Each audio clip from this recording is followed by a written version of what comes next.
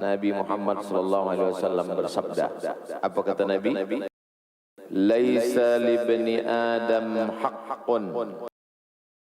Manusia itu tidak berhak, tidak punya hak apa-apa terhadap dunia ini. Saya berhak terhadap lampu karena saya sudah bayar tiap bulan. Ada hak saya. Kita terhadap dunia ini kita tak ada hak, kata Nabi. Kalaupun ada, siwa hadhil khisal, hanya beberapa perkara ini saja. Inilah cuma hak kita. Sesudah kita ambil, kita pun pergi. Yang pertama, baitun yaskunuhu, rumah yang kita tempati, rumah yang kita diami, itulah hak kita. Rumah saya, tempat saya tidur, tempat saya makan, tempat saya belajar, itu hak saya. Sampai nanti nyawa saya habis, umur saya berkurang, nafas saya berhenti berembus, habislah hak saya. Rumah diambil dari yaskunuhu, sakana yaskunu, tenang. Rumah itu artinya tenang. Sakinah, maskan, yaskunuh, tenang. Di kantor, di office tak tenang, balik ke rumah tenang. Di jalan risau, tak tenang, balik ke rumah tenang. Tapi ada sebagian orang, kata dia, saya di rumah pula tak tenang. Rumah itu tempat tenang.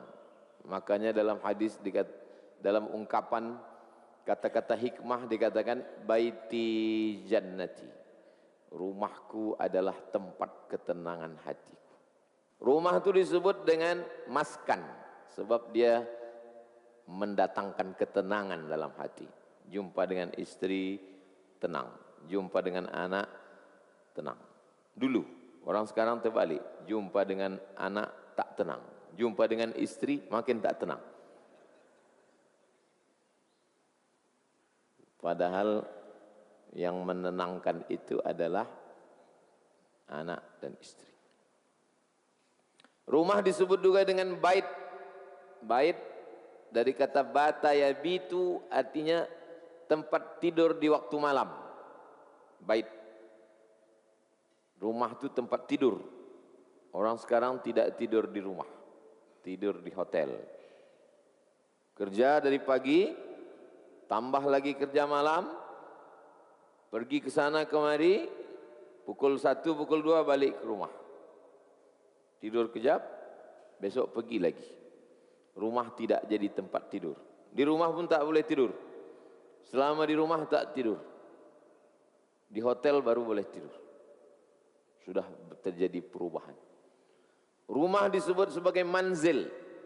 Manzil ini bukit gunung, mencari kayu, berburu. Nanti sesudah dapat kayu, dapat buruan, turun ke manzil. Tempat tinggal itu manzil. Maskan, tempat ketenangan. Manzil, tempat turun dari atas gunung. Bait, tempat tidur. Itulah rumah. Itu hak kita yang pertama, rumah. 2, wa thawbun yuwari awratahu, kain penutup aurat. Ini hak kita. Selama hayat di kandung badan, selama roh masih bersemayam, selama jasad masih hidup, selama jantung masih berdetak, selama napas masih berhembus, ini hak untuk menutup aurat. Kapas dipintal menjadi benang, benang ditenun menjadi kain, kain disulam. Kalau berpeluh, berkeringat, panas, tak selesa, maka kapas mengisap peluh, keringat, tenang. Tapi ada orang yang tidak mau tenang. Kalau dipakai kapas, kapas mengisap peluh. Kalau peluh diisap kapas, selesa, tenang. Kalau tenang, lupa pada Allah. Mereka tak mau lupa. Maka dia tak mau memakai kapas. Maka dipakailah bulu kambing. Bulu kambing dipintal menjadi benang, benang ditenun menjadi kain, kainnya kasar. Kalau dipakai gatal, panas. Makin panas hari, makin berpeluh, makin panas. Makin panas, makin ingat pada Allah. Kain yang dibuat dari bulu kambing itu suf, bahasa Arabnya. Suf. Orang yang pakai kain dari bulu kambing tadi, sufi. Itulah asal kata sufi. Jadi kalau ada orang mengaku dia itu sufi itu, coba tengok. Kalau masih pakai kapas, belum sufi. Kalau pakai kapas, qutni. Karena ini qutnun, kapas. Dia tidak mau tenang. Karena kalau tenang, lupa pada Allah. Dia ingin selalu membuat dirinya susah. Karena kalau kita susah, kita ingat pada Allah. Sejuk, selesa, tenang, lupa. Panas, berpeluh, gatal, ingat pada Allah. Lebih elok pakai pakaian panas, berpeluh, gatal, tapi ingat, daripada pakaian sejuk, selesa, tapi lupa pada Allah. Tapi jangan sebab kaji ini besok pagi semua pakai bulu kambing. Ini hak kita. Yang lain bukan hak kita. Hak kita hanya rumah, tempat mencari ketenangan, pakaian untuk menutup aurat, sebab tak sah sembahyang kalau tidak menutup aurat. Apalagi wajilful khubzi. Jilfu, roti kosong, tak ada keju, tak ada madu, tak ada daging, tak ada gula. Hanya tepung gandum yang dicampur dengan minyak samin, minyak sapi, lepas itu dibakar, dimakan. Itulah cuma hak kita. Jadi kalau ada asam pedas bawang, itu berlebih dari hak. Kalau ada makanan, lebih. Itu sudah hak, sudah bisa untuk hidup, untuk beribadah. Wal jilful khubzi. Ada roti kosong. Nabi tak makan nasi, Nabi makan gandum. Jadi kalau ada orang mengatakan kalau tidak dibuat Nabi bid'ah, maka makan nasi bid'ah. Makan lontong lebih bid'ah. Sunnah makan 4. Zakat fitrah zaman Nabi 4. Yang pertama gandum. Yang kedua kurma. Yang ketiga zabib, anggur kecil yang dikeringkan. Yang keempat susu kambing diletak dalam talam, dijemur kering. Mentega. 4 itulah makanan pokok zaman dulu. Yang dulu makanan pokok, sekarang jadi snack. Kalau kita bertamu ke rumah orang, ada kurma, ada zabib, kismis. Tapi bukan makanan pokok, hanya cemilan, hanya snack saja. Sudah terjadi perubahan. Maka nasi itu disebut dengan nasi Bukhari. Nasi Bukhari, dari Bukhara, Uzbekistan. Dari mana orang Makkah itu dapat nasi? Sampai Islam ke Nusantara. Nusa, pulau. Antara, di luar. Ini Australia, ini Asia. Antara Asia dengan Australia ini ada pulau-pulau. Pulau-pulau ini Sumatera, Borneo, Jawa, Sulawesi, Papua. Ini pulau-pulau ini disebut dengan Nusantara. Yang di pulau-pulau ini kerajaan-kerajaan Melayu Islam. Aceh Darussalam, Melayu Langkat, Melayu Delhi, Melayu Serdang, Melayu Asahan, Melayu Siak, Melayu Pelalawan, Melayu Indragiri, Melayu Jambi, Melayu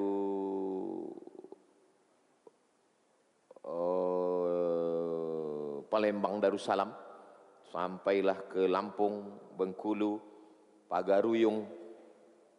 Ini kerajaan-kerajaan Islam. Dijajah oleh Inggris, dijajah oleh Belanda. Yang dijajah Inggris menjadi Malaysia, Singapura, Brunei Darussalam. Yang dijajah Belanda menjadi Indonesia. Ini Semenanjung, ini Sabah Sarawak. Semenanjung, Sabah Sarawak. Kalau kita tarik garis lurus dari Semenanjung ke Sabah Sarawak, lurus.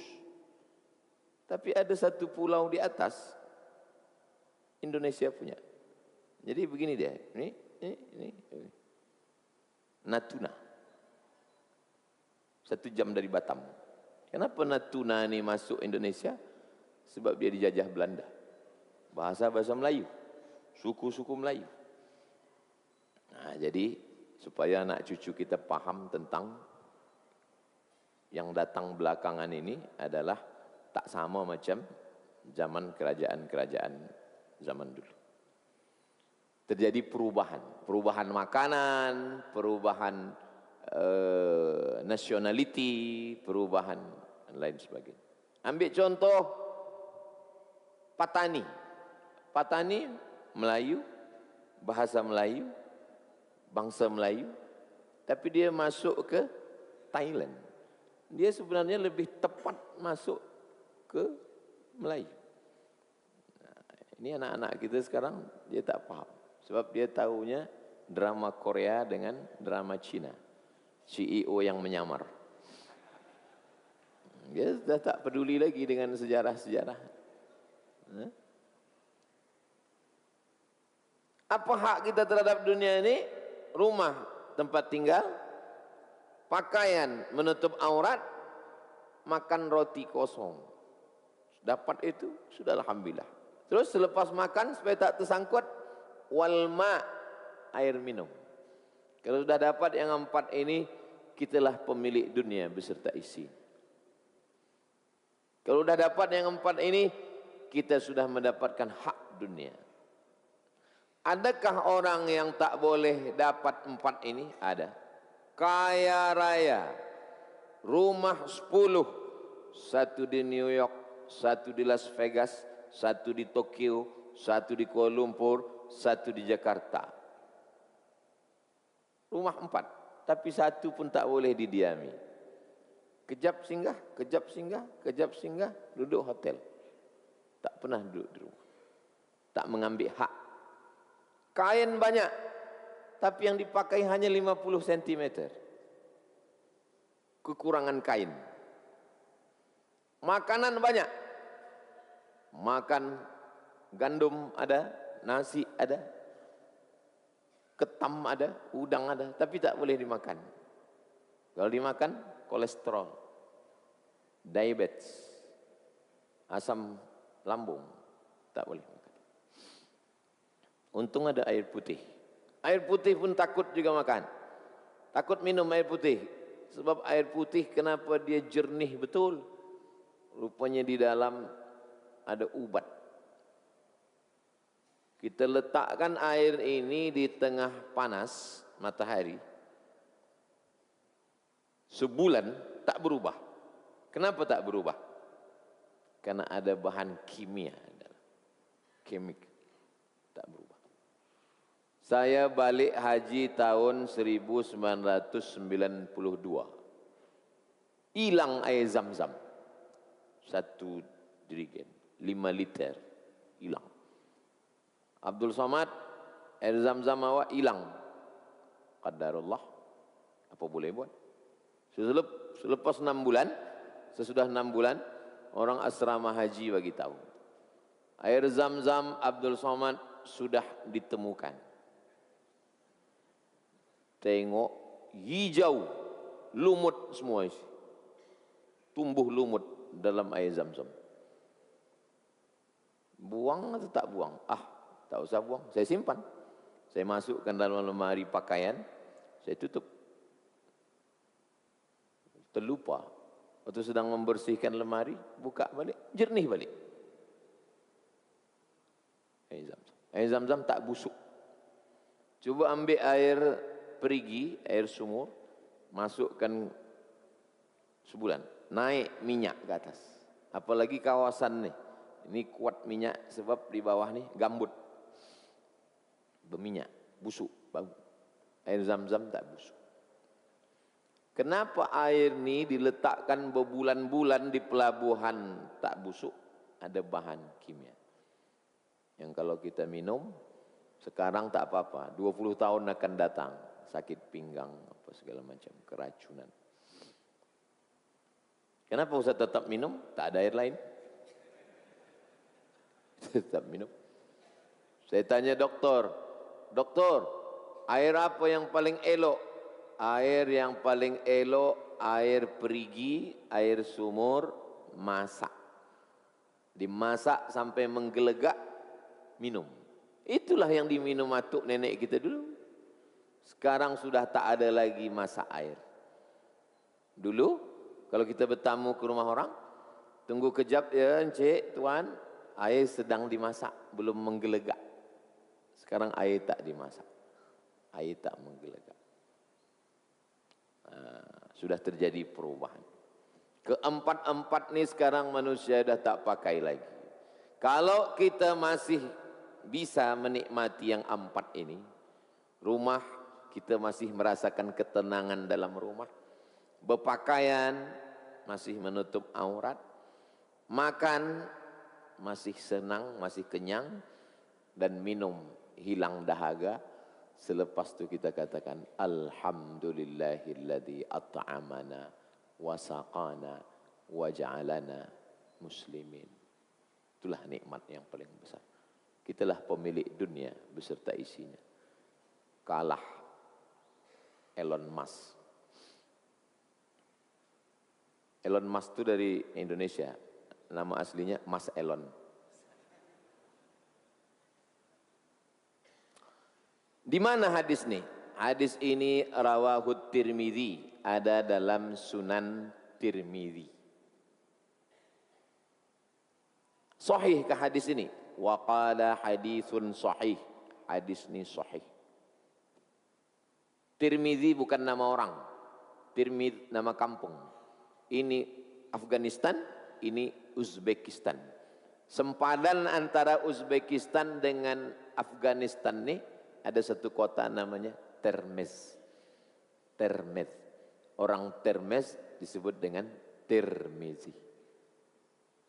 Dari Termez ini turun ke bawah Bukhara. Orang Bukhara namanya Bukhari. Jadi yang menulis-nulis hadis ini banyak orang bukan Arab. Dia tak bahasa Arab. Uzbek. Uzbekistan. Nama dia Abu Isa ibnu Sawrah At-Tirmidzi. Berguru kepada Imam Bukhari. Imam Bukhari guru dia. Dia murid Imam Bukhari. Masih sekampung. Sama-sama dari Uzbekistan. Qala Tirmidzi, Imam Tirmidzi berkata, Sami'tu Aba Dawud, aku pernah mendengar Imam Abu Dawud Sulaiman bin Salim Al-Balkhi berkata, Balkh ini juga di Afghanistan. Balkhi. Yaqulu, dia berkata, Sami'tu Nadhar bin Shumail, saya mendengar Nadhar bin Shumail berkata, apa kata dia? Al-jilf, al-khubzu, roti. Bahasa Arabnya khubzun. Roti itu, roti bahasa Urdu, India, Pakistan. Roti. Ustaz tahu dari mana? Saya satu asrama sama orang Pakistan. Dia dari Karachi. Satu dari Pakistan, Karachi. Namanya Salman. Yang satu lagi dari Chittagong, Bangladesh. Namanya Abu Ahmad. Kami bertiga satu asrama di Maroko. Pas kami mau makan, datang si yang dari Pakistan nih. Abu Ahmad, roti, roti. Gitu. Hah, roti. Apalah roti, rupanya roti. Oh, rupanya roti itu dari bahasa Pakistan. Kalau bahasa kita, apa roti? Al-khubz, roti, laisa ma'ahu idam. Roti yang tak ada lauk, tak ada isi. Ada roti isi keju, ada roti isi daging. Roti yang tak ada apa-apa, itu hak kita. Kalau berlebih dari itu, bonus. Alhamdulillah. Wa qala ghairuhu. Ulama lain mengatakan maknanya ghalizul khubzi. Roti gandum yang kasar. Nanti kalau pergi ke Mesir, ada gandum tuh, roti gandum namanya ish. Ada yang kasar, ada yang halus. Kelas VVIP. Kami waktu mahasiswa beli yang kasar, murah. Ish namanya, ish baladi. Roti gandum kampung. Itu kalau dimakan jam 8 pagi, jam 3 petang baru lapar. Tak hancur di dalam. Saya suka sarapan itu. Dimasak kacang, campur bawang, tomat, cabai, telur ayam masukkan, dicolek pakai itu. Dicocah ke orang kampung. Makan jam 8 pagi, jam 3 sore baru lapar. Dimakan lagi jam 3 sore, jam 10 malam baru lapar. Tapi makan gandum ini saya sudah coba, tak bisa. Perut kenyang, otak tak bekerja. Lalu sudah saya coba makan gandum. Di Mesir makan gandum, di Maroko makan gandum, paling tahan 2 hari. Habis itu terbodoh. Bodoh. Membaca tak bisa, menghafal tak masuk. Mesti makan nasi. Kalau mau anak-anak kita tidak makan nasi, jangan biasakan makan nasi dari kecil. Jangan biasakan anak makan nasi dari kecil kalau kita tak mau dia makan nasi. Jangan dibiasakan makan nasi, biasa makan nasi, udah besar dilarang makan nasi. Itu namanya azab. Azab. Azab itu dalam bahasa Arab, al-azabu al-man'u. Al-azab. Azab itu dalam bahasa Arab artinya tercegah. Itu arti azab. Tercegah. Tercegah untuk memakan. Padahal makanan itu ada. Itu azab.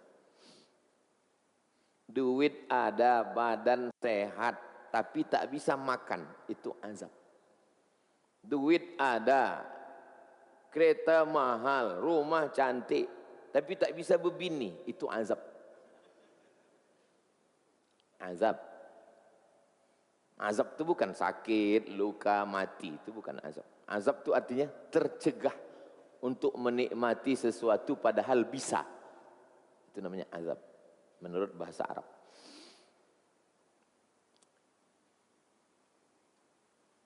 Wa qala al-Harawi, Imam Harawi berkata, al-muraduhu bihi huna, yang dimaksud dengan jilful khubzi dalam hadis ini, wi'a'ul khubzi, bejana, mangkuk tempat roti. Roti itu diletakkan di dalam mangkuk. Kal juwalik, juwalik itu kulit kambing. Selepas motong kambing, kulitnya dibelah, disamak, dibuang lemaknya, dijemur, dijahit balik. Sesudah dijahit, ada yang dijadikan sebagai tempat air. Tempat air dari kulit kambing, bahasa Arabnya qirbah. Pakai qab, qirbah. Kulit kambing yang diisi dengan gandum, bahasa Arabnya juwalik. Satu lagi, wal khurji. Khurji itu kulit kambing panjang, dibuat dia panjang, di tengah dikasih pembatas, diletakkan di atas kuda. Satu sebelah kiri, satu sebelah kanan. Bahasa Arabnya namanya khurj. Bahasa Arab ini banyak vokabuleris, banyak kosakata.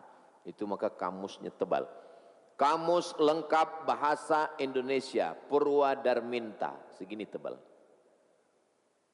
Kamus bahasa Arab ditulis oleh Ibnu Manzur, namanya Lisanul Arab, semeter panjang. Berapakah kosakata bahasa Arab? Berapa kosakata Arab? 12 juta. Berapa kosakata Inggris? 1 juta. Berapa kosakata Indonesia?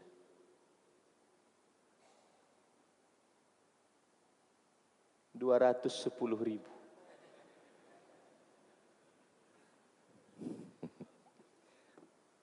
Anak yang tak lulus bahasa Indonesia di SMP dimasukkan ke pondok, gilo. Di SMP tak lulus. Daripada tak lulus SMP, masukkanlah ke pondok. Kau pikir pondok tempat anak bodoh? Sedangkan 200.000 aja dia tak lulus. Disuruh masuk ke pondok 12 juta. Dua anak bodoh dimasukkan ke pesantren, 2 gondangnya. Kalau tak guru tu gilo, budak tu gilo. Cari anakmu yang tercerdas, terpandai, masukkan ke pondok. Dia akan jadi Imam Nawawi. Hafal hadis, hafal Sahih Muslim. Pondok dibuat di tempat pembuangan. Sekarang pondok difitnah terus. Pemerintah kalau terjadi kesalahan di pondok, hukum. Supaya isunya jangan kemana-mana. Cepat tindakan.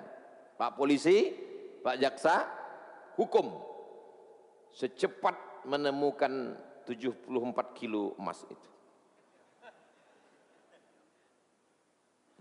Supaya jangan merusak nama pondok. Banyak pondok yang bagus-bagus. Pondok Tebu Ireng, peninggalan Mbah Hashim Asy'ari. Pondok Tambak Beras, peninggalan Mbah Wahab Hasbullah. Pondok Denanyar, peninggalan Mbah Bisri Sansuri. Pondok Sidogiri, tertua di Jawa. Banyak pondok. Di Malaysia, di Kedah, di Kelantan, banyak pondok. Patani masih kuat Islam sekarang karena masih banyak pondok. Pondok inilah benteng ahli sunnah wal jamaah. Cari anak-anak yang tercerdas, terpintar, terpandai, masukkan ke pondok. Dia akan hafal nahwu, shorab, balaghah,